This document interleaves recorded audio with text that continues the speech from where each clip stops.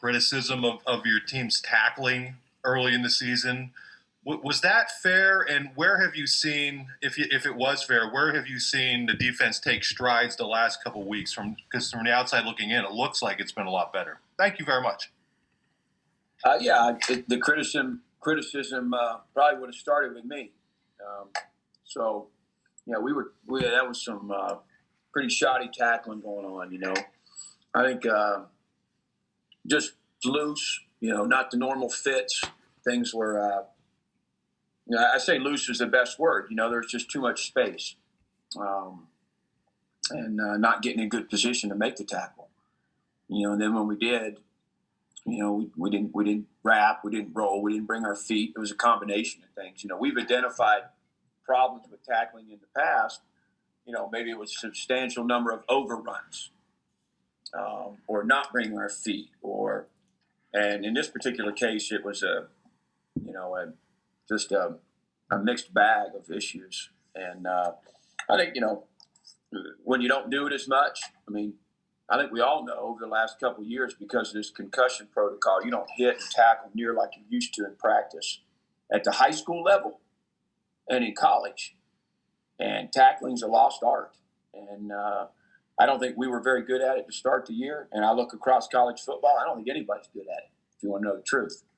And I think that you practice it the best you can. You got 1,000 reps of tag off and thud, where you got to get these guys to get in position and feel like they're making a tackle.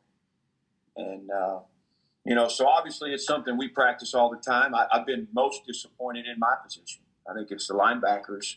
A little bit of an issue. We saw some improvement in some areas, but we're still not. We've tackled well in the box. We just haven't tackled well in space at my spot. Not well enough. So, we've worked on it. We've emphasized. I do think there's been an improvement, but, it's still not where I'd like it to be. Rich Garcella, go ahead. Hi, Brent. Thanks for doing this. How would you evaluate the pass rush? Do you feel like you're getting to the quarterback enough? Can you talk about that, please? Yeah, I don't. I don't feel any different than I have in the past. You'd like to bat about 100% on drop back situations where you have one-on-ones, and if you don't want to feel like the quarterback's back there milking the ball, and there hasn't been a lot of times I've felt like that. Starting with Indiana. You look at the Indiana game, and there's been people in his face. Obviously the sack production isn't what it's been, but we've also had some philosophical changes in our approach, in some things we felt we needed to do better in containing quarterbacks and hips at him and pocket integrity, an area where we didn't feel like we were good enough going into the season. It's one thing, it can be great. You can have 40-plus sacks a year, but you have to look at some other things that go along with that, because sack numbers don't equate to great defense all the time. You look statistically, there's some other things that come into play there. And quarterback scrambling has been a liability for us, and it's something that we wanted to address this offseason. And the mentality a little bit has changed there, particularly with spread sets. But, so I would say I'm disappointed. Would I like to see a few more quarterbacks on the ground? Yeah, I would. But, there's not a lot of snaps where I can look at it and say, we're not good enough right here. We're not good enough right here. We're not good enough right here. It hasn't really been that situation. Tyler Donahue, go ahead. Hello, Brent. We appreciate your time.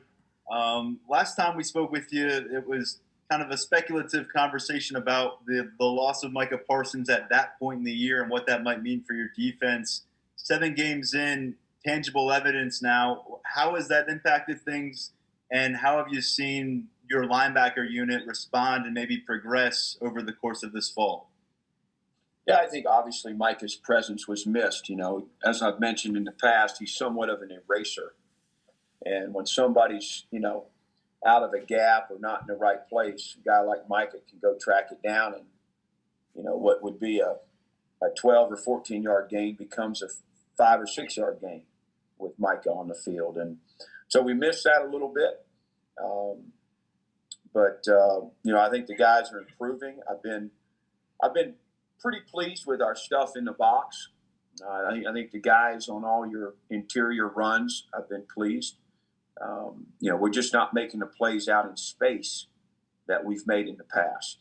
And I think that's an area that we got to continue to grow in and get better at.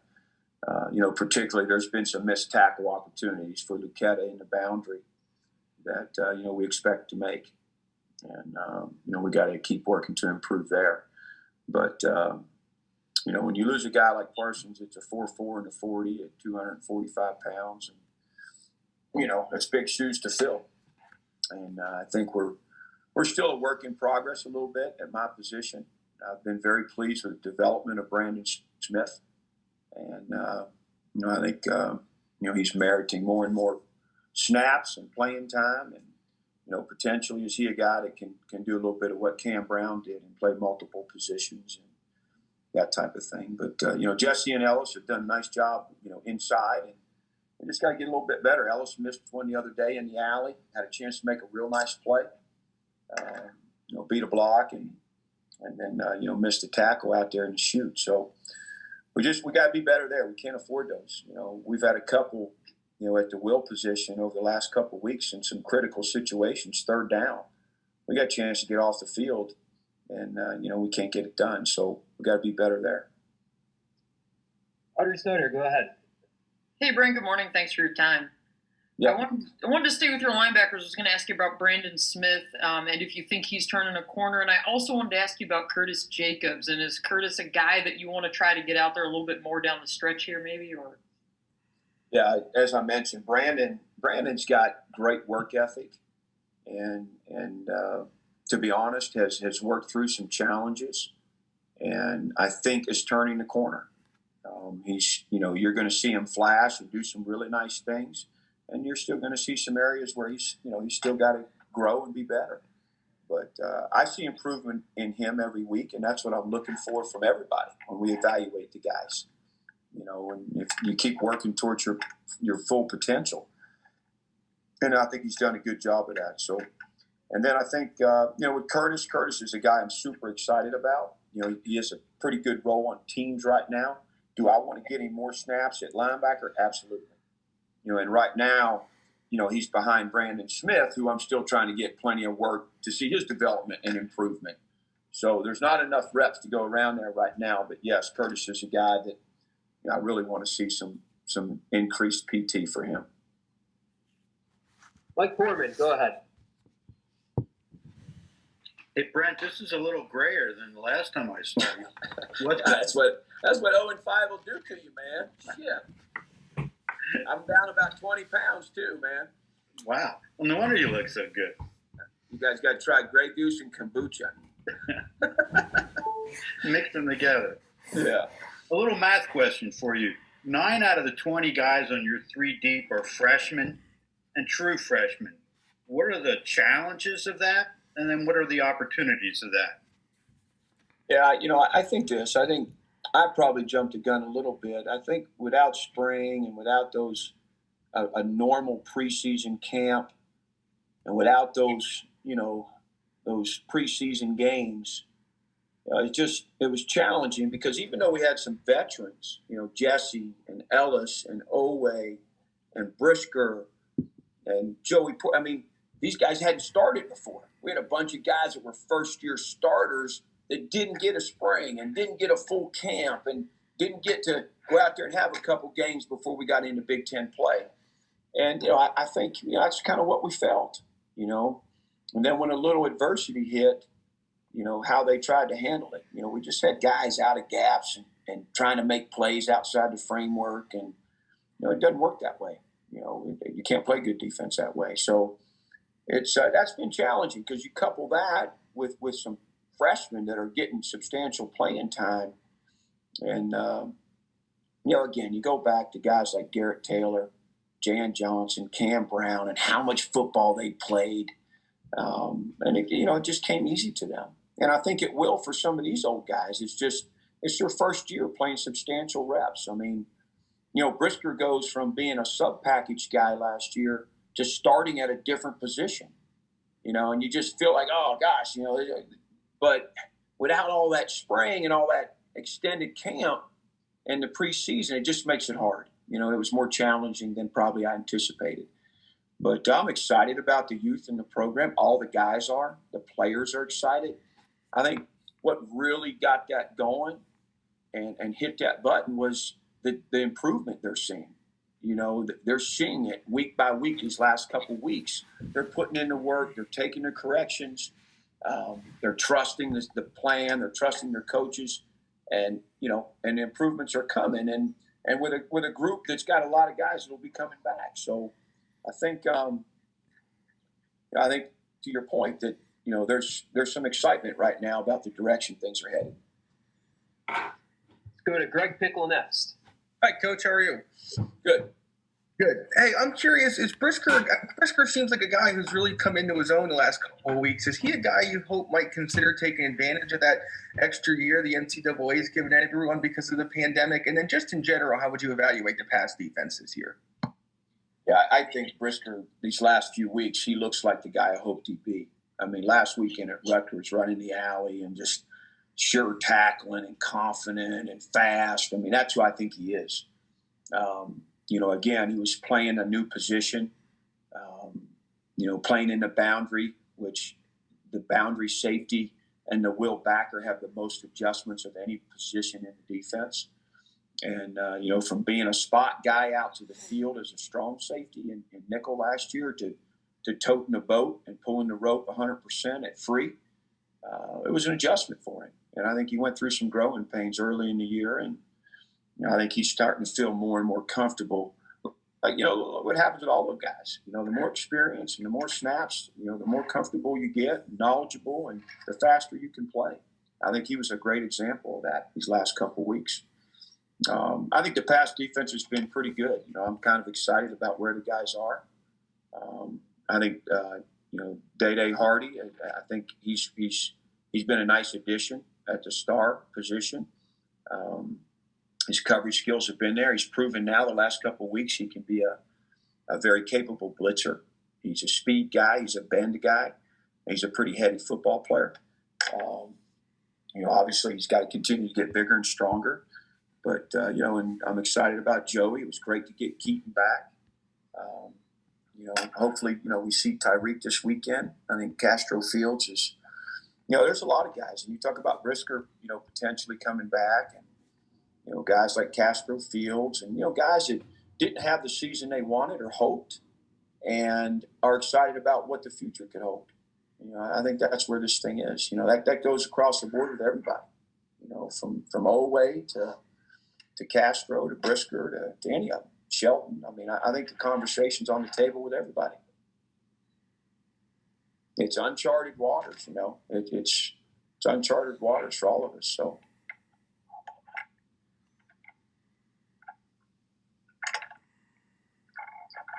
Hey, Brent. I'm assuming it's my turn. I was asked on mute, but what does Shaka Toney meant to you, as not just as a player, but as a human being? He's done a nice job. His leadership this year through all this adversity. And to be honest, I'm sorry, guys, I got to plug this iPad in. Through all this adversity, Shaka was a guy that had his own personal adversity. And we had some really hard, heart-to-heart conversations in the offseason, following last season. And to see what he's done, and through a very difficult time, his leadership's been outstanding.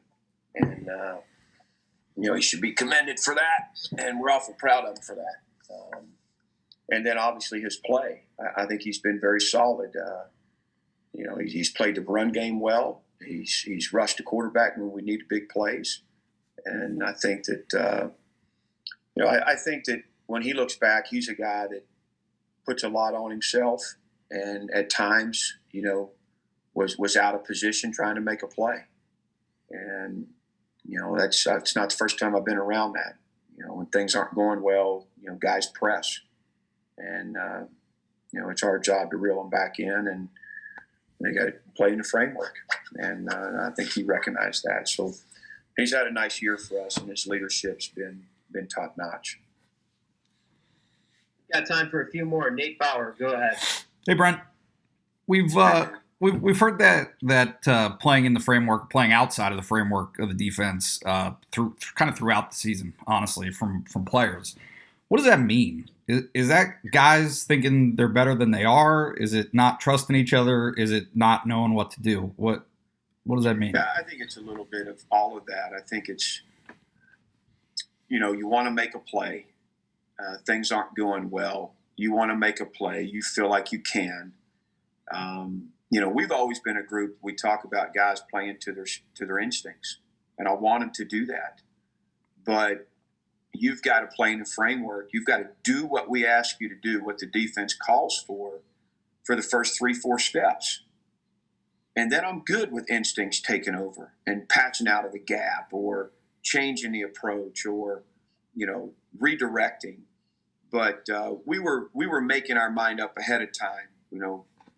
So much of defense is reading your keys at every position.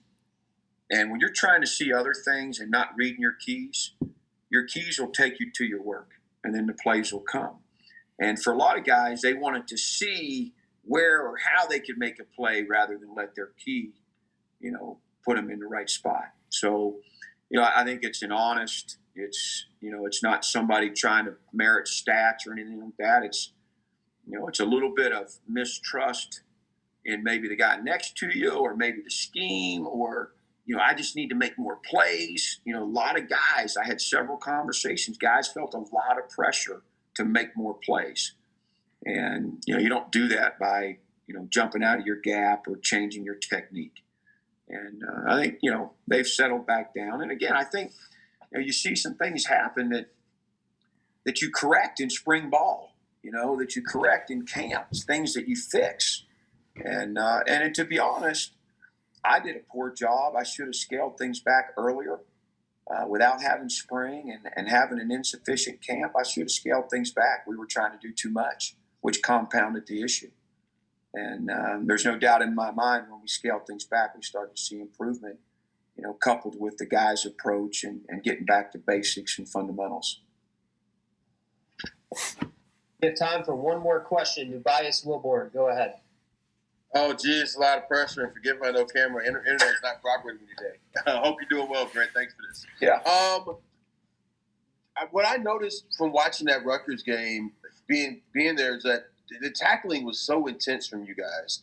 It's the first time I really felt that intensity. Did you guys feel like Penn State? You know what I mean? Like, as far as, like, what you guys thought you were going to be this year, did you guys finally feel that way? If so, why? Yeah, that was the first game where I felt like we were, that we looked like ourselves. We were gang tackling. We were running by people to get to the ball. We were reckless. We weren't perfect. We still made mistakes in that game. But yeah, I thought we looked a lot more like ourselves. And, and we had a lot of respect for that tailback, number one. And we respected him coming out of last year's game. So it was a big emphasis all week that we had to gang tackle. One of the things that we talked about was we had a lot of guys that second and third man in trying to strip and punch all season instead of coming in and putting pads on a guy and finishing and getting the knockbacks. And so it was a big approach, going into the game. We needed to get back to gang tackling and pushing the pile, and the guys responded and did it. And I thought it made a big difference in the game. So I appreciate you recognizing that.